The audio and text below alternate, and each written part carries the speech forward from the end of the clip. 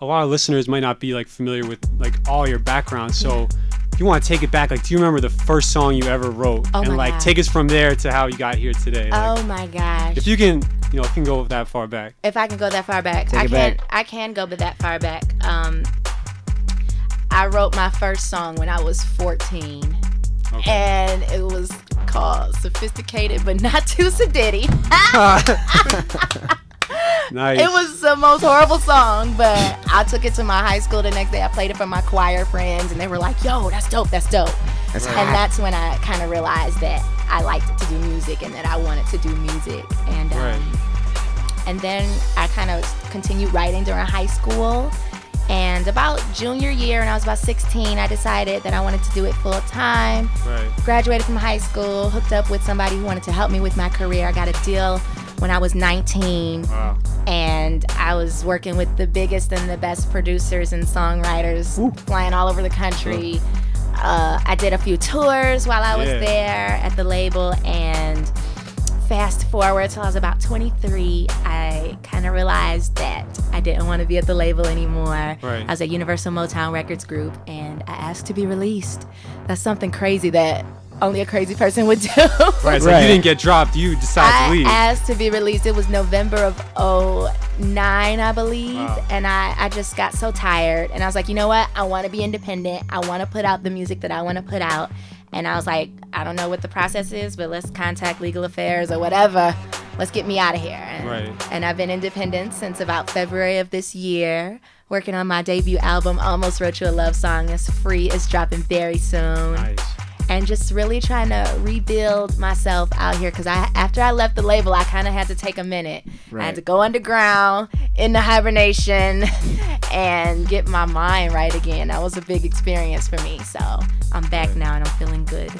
So what can we expect from this album? Like, I know you've been working on it for a while, and it seems like there's kind of a theme to the whole thing. If you want to tell listeners, there is a theme to the whole thing. The theme is, the name of the album is Almost Wrote You a Love Song. It has to do everything with the past 3 relationships that I've been in that all ended poorly. Don't they all? I don't know if it was me or them. I don't know. But they all sucked at the end. And it took a toll on me. So I wrote songs about everything that I felt during all of those relationships. The beginning, the middle, the end of all of those relationships. And I got records like Torture. I was torturing myself thinking that they loved me and they didn't. I got a record called Stupid Face. Ouch. I never want to see your stupid face again. Of course, the title track, Almost Wrote You a Love Song. I got other records called Safe. You know, I'd rather be safe than in love. I go in my opinion. So I can't wait for everybody else to hear it. We're going to get into this track right now, Almost Wrote You a Love Song. Yay. You want to tell us, I mean, just in plain English, just the backstory, what happened there, what it was, and who it was? Shout out to one of my favorite rappers in Detroit, Earl Mack. He knew that I was kind of taking a hiatus away from music. He's like, Suai, come to the studio. You got to get back in the studio. I'm like, all right. I go to the studio. He plays me some beats, and he played this one. It was produced by Key Wayne. He's like 19 or 20 years old out of Detroit. I'm like, run that back. Put that on my thumb drive right now. Right now. I went home. I sat in my bed with my legs crossed Indian style, and I just wrote to it. And it took me maybe 15, 20 minutes to write the song. Just came out. When it comes out like that, that's when I kind of know, okay, this is going to be a good song. I wrote it. It came out. I recorded it like a week later. Sean heard it. He put some verses on it, and it's been doing great. It has like 22,000 downloads right now. Wow. So thank you everybody that's downloaded the song. I see your tweets. I see the Facebook messages. Thank you so much. I'm glad that you guys are feeling this record. you also had some co-production on that Added by No ID. Yes. People don't know he's like a legendary producer. Yeah. I always worked with Common, Jay-Z, and things like that. So I was wondering how that come about, like adding in. That came about, that had everything to do with Big Sean. He just released his mixtape, Big, Finally Famous 3. Right. And I found out a couple months before that the song was going to be on his mixtape, and I was like, dope, that's going to be awesome. But I didn't know until a couple days before it dropped that No ID had added some production. Right. I'm like, for real? Like, okay, this is a real big deal now. And it's just, it feels good. It just feels really good, and I'm really just trying to get the record out as much as possible right now. Even though I said, every time I hear it, it brings up those old memories. But I love the song, and people love the song, so it's worth it. Right, and you also have a video that you shot with Dante Marshall for that. We did. One of our past guests on the show, and when we first talked to him, he had just done like the Super Duper Lemonade, one of like his first videos, and I noticed like I got a sneak peek of that the Power video too that you did. I feel like it's definitely progressed like since then. So what was it like working with him as a director? Working with Dante is stress-free. It's cool. That is an immensely talented, cool dude. I sent him the MP3 to it one night. Okay. And not, thinking anything. I was just like, yo, Dante, tell me what you think about this record. Yeah. And he heard it, and he was like, yo, if you could find a location in like this many days, let's shoot the video for it. I'm like, for real? Right. Okay. I got right on the phone and found me a location. We went out to my old high school, Cranbrook Kingswood. Shout out to class of 04. We went out there. It was a huge room, hardwood floors, baby grand piano. Right. He had his super hot lights on me as usual, and we got it done. I got 27 mosquito bites that night. Ouch. Damn.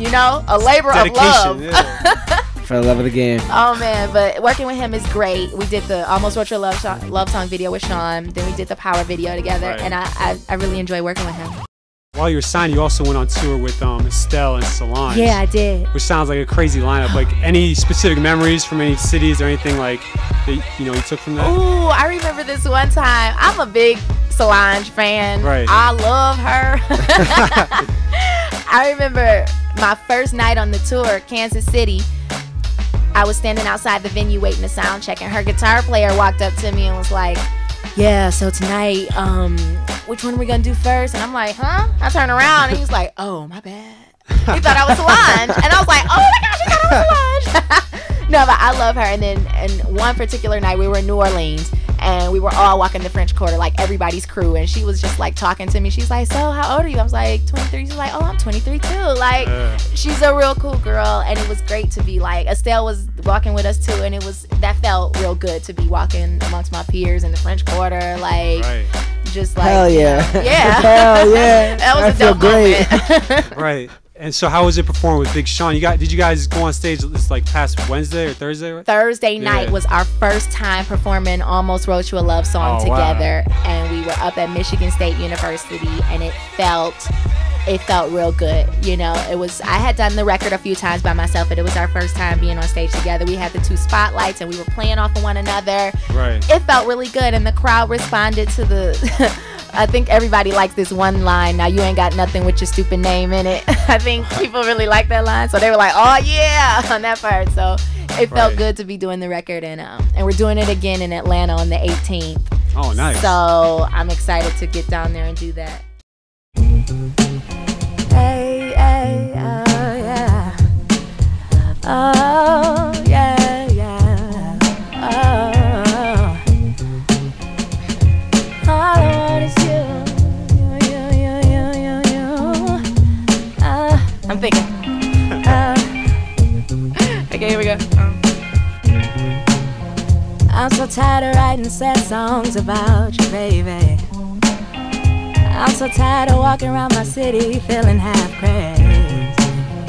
All I wanted in my life was someone to love, and I chose you. So why you wanna go and choose her? So tell me who I have to be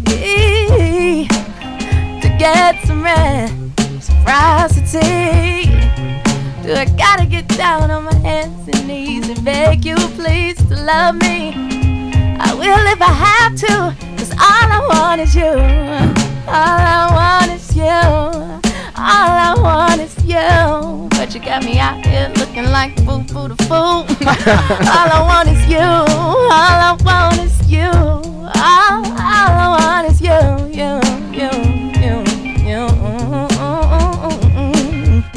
That's all I got. Great. I'm all about it. I like that. I also found out that Suai, you go way back with F.O.K.U.S. I heard that you were actually part of our the very first F.O.K.U.S. show with John Legend. That was the first F.O.K.U.S show? First F.O.K.U.S like event, yeah. Shout out to F.O.K.U.S. Yeah, so this is way back, like. Wow. 05? We're talking John It was Legend. definitely 2005. 04, 05 or something. Yeah. So do you remember anything about that show? I remember that whole night. Yeah. John Legend was headlining. His sound check took forever. My friends were outside. What was that, the League? I think we were at the League. I wasn't there. I think it was. My friends were texting me like, "Yo, Suai, when the door's gonna open?" And I'm like, I have no control over what's going on here tonight. But I definitely remember that show. I did some joints at the piano, and that was a good night. Atiba, you know him? I was about to say he just hit me up. He's like, contact. Yeah, he's like, tell Suai, say what's up. Yeah. I talk to him every now and then. Yeah, co-founder of F.O.K.U.S. I had no idea that was the first F.O.K.U.S show. That's big. Yeah, that was like the first big one. Yeah. Dope.